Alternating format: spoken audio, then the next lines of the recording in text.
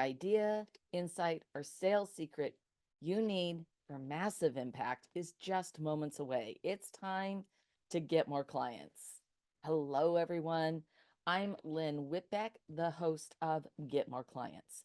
Business owners and entrepreneurs hire me to ignite winning sales because most fail to connect, capture, and close their ideal clients.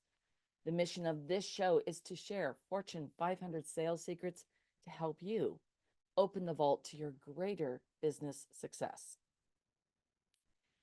In Getting Naked, Patrick Lencioni shares a brilliant, humorous take on how shedding fears can transform client relationships.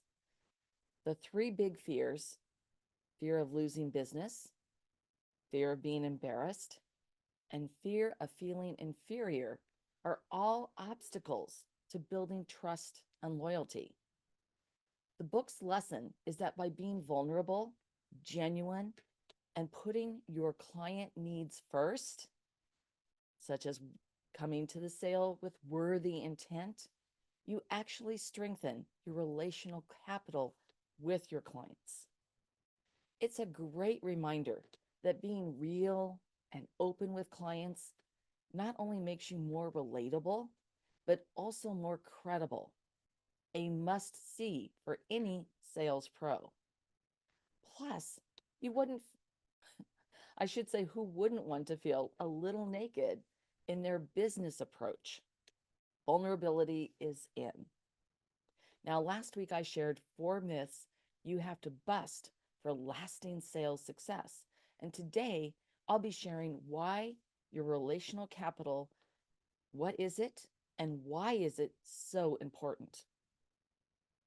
Relational capital is a powerful tool that can transform your sales strategy and client relationships. It's a guiding light to build trust and authentic connections that go far beyond the typical business transaction. By the end of today's show, you will know how to set the tone for your initial conversation, why worthy intent and client thinking serve relational capital, how, why, and where relational capital provides a market advantage for you. This translates to authenticity, integrity, and credibility, the core building blocks for great professional relationships. This relational capital moves you forward. Let's talk about your initial connection with a new prospect.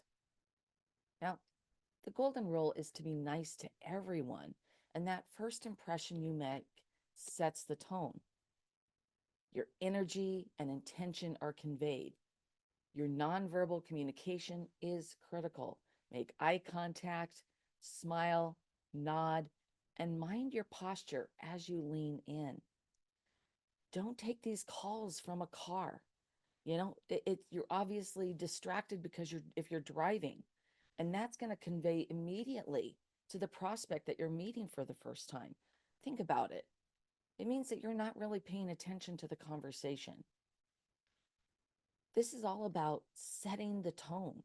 And it's like walking into the room full of strangers at a party, and you wouldn't burst in shouting, "I'm here to make deals." At least I hope you wouldn't. Instead, you smile. You maybe ask where the chips are and strike up a friendly chat. So sales is no different. Your first impression matters. This is your energy. This is your nonverbal cues. This is your attention and worthy intent. They show you're genuinely interested in the other person, not just what they can offer you in the sense of a sale, a notch in your belt. When you start off like this, you're not just networking or building that first pieces of the relationship, you're planting seeds of relational capital.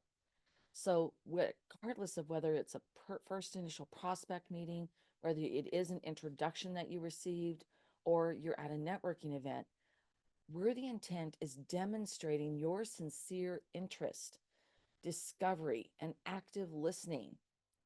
It's about them, a person, a human being. and you find common interests and you learn about your client's passions while building a bridge to a deeper connection. Now, one of the things is if I am at a networking event, whether it's virtual or live or in person, a favorite question that I like to ask is, if you could be anywhere else right now, where would you be?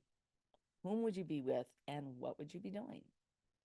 I mean, this reveals a lot about the other person, and it's a great way to sort of break the ice. Now, I want to get back to the book, Getting Naked by Patrick Lencioni. Now, he emphasizes vulnerability and authenticity as the key to building trust with clients. And this is exactly what you want when setting the tone. When you approach a new prospect with genuine interest and that active listening and worthy intent, all the things I've talked about, and your attention, you're dropping the mask of perfection and you're being fully present. And this is the very thing the book advises. I mean, I love this book and I highly recommend it. It's a super quick read and you'll get so much value out of the book. Because by making your client feel heard and valued, now this could be a prospect, this could be someone you've just met at a networking event, this could be somebody that you've been introduced to, so you're having that first meetup. When you really focus in on them, you're setting the foundation for a long-term relational capital. And just like Lencioni's approach of shedding fears to foster loyalty and trust. And that favorite question of mine, what would you be doing? Where would you be? What would you be? Who would you be with? Now, it's a perfect example of being human, relatable, and focused on the person in front of you. And these are the classic getting naked principles. And maybe that's why this book has always resonated so much with me, because it was like a validation of my entire sales philosophy. But the lessons learned are just so valuable because our worthy intent sets us apart, as business owners, as sales professionals, as individuals. Integrity is the cornerstone of worthy intent, and choosing to work with someone who has established their integrity is easy. When you lead with worthy intent, it's like showing up at a potluck with your very best dish. You didn't just swing by the grocery store for a bag of chips. You cooked something special and homemade. Put a little love in it.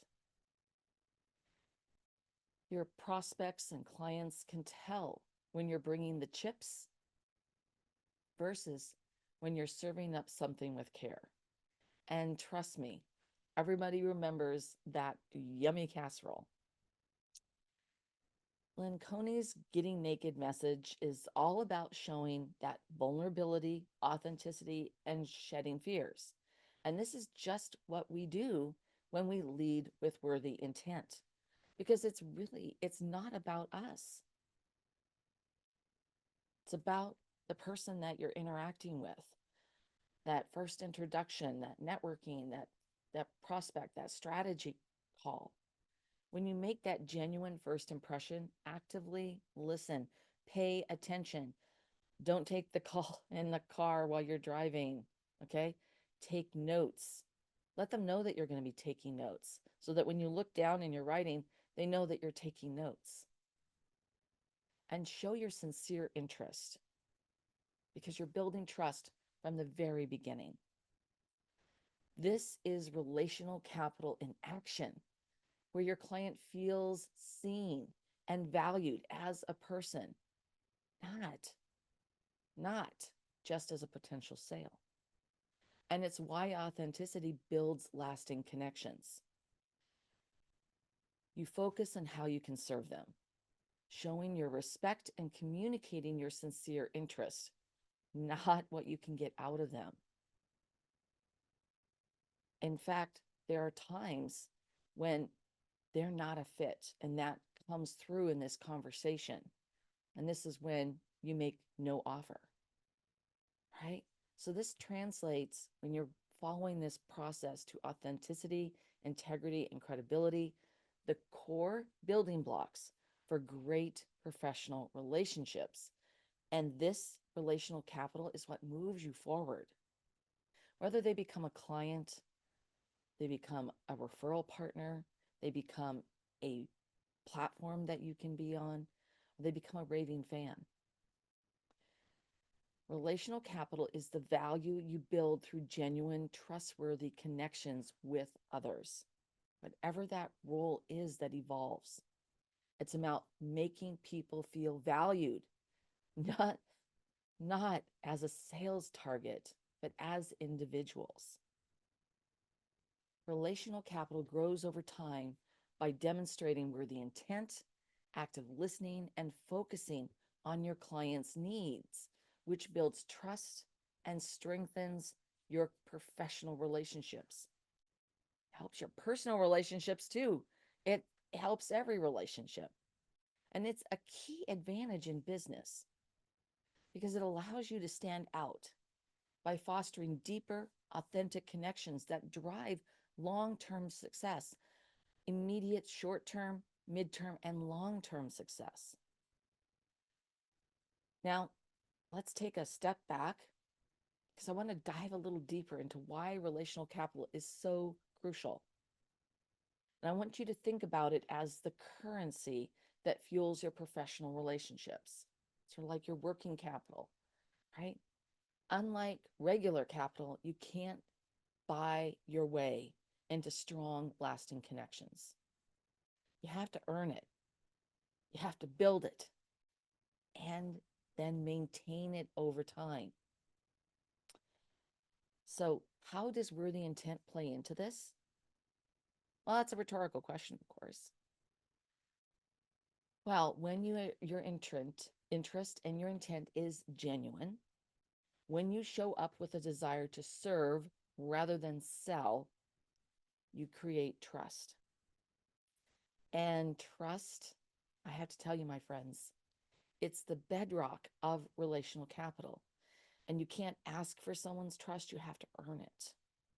It's like putting coins in the bank every time you demonstrate that you're truly listening, you're paying attention, you're focused on what they're saying, you truly care, and you're committed to helping your client succeed.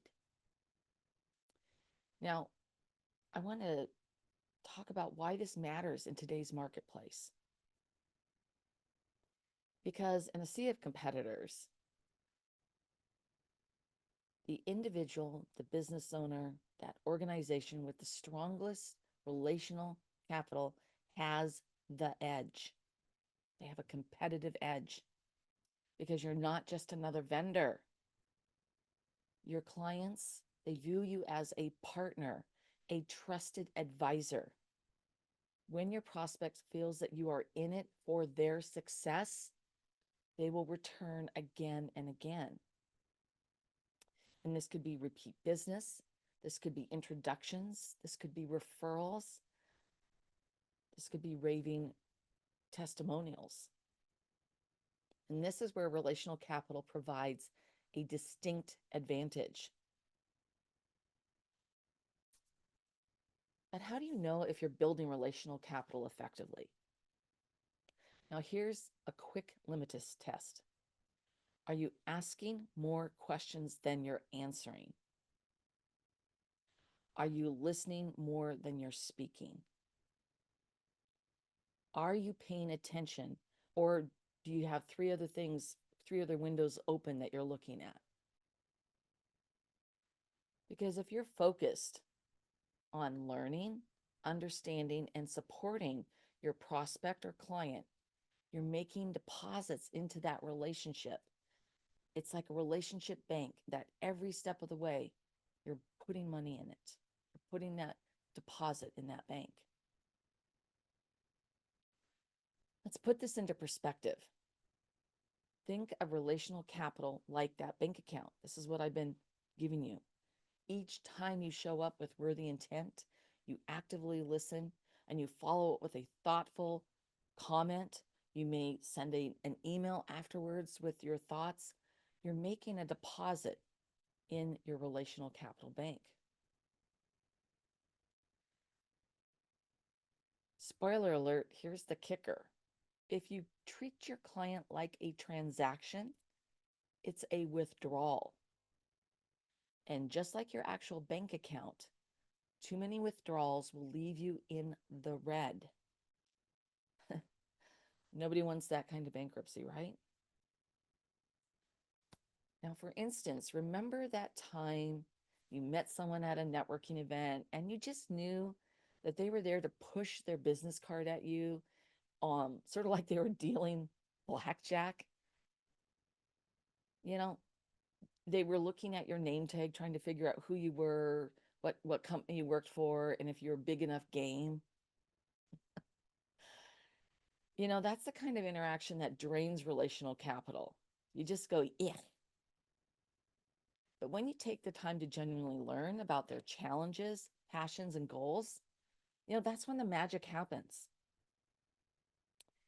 Relational capital is like your value vault, where your value vault is internal and relational capital is external. You keep building and adding deposits to your relational capital as your client relationship grows. And remember, relational capital doesn't just happen in the big moments. It's in the small, everyday interactions. It's in the follow-up email, the check-in after the sale is closed, as you're starting up the integration with them and you're working with other people, or the way you remember small details about your client's life. It's these actions that accumulate over time and lead to long-lasting, meaningful relationships. I've talked a lot about the book Getting Naked today, and it's truly one of my favorite sales books, and I always recommend it. It's a quick, enjoyable read with powerful lessons, and it aligns with my own values, beliefs, and sales approach. How and why worthy intent, client thinking, and small actions accumulate into a distinct market advantage, giving you the edge with prospects and clients alike. Relationship and relational capital is the currency that fuels your professional relationships. And with this foundation, you can get started today, right? Take the lessons learned, because you can turn your relationships into true assets. What was your biggest takeaway from this episode? I would love to hear about it. It's important to support you things you love. And if you loved this episode, a 5-star review really helps keep the podcast and this show coming to you regularly. Also, if you want to get more sales strategies to grow your business, make sure you subscribe right now. Today, I explored your relational capital, right? It was so important. That is the whole key of what I was sharing today, and why worthy intent and relational capital directly are linked to your success. The key is for you to implement these stops to stop wasting your time, energy, and resources. And if you want to get results even faster, I invite you to download my sales strategy checklist at petitetoqueen.com/checklist. Now, next week on Get More Clients, I will be discussing Make a Client Impact, how to cultivate client relationships. This has been Lynn Whitbeck, host of Get More Clients, and I will see you next time.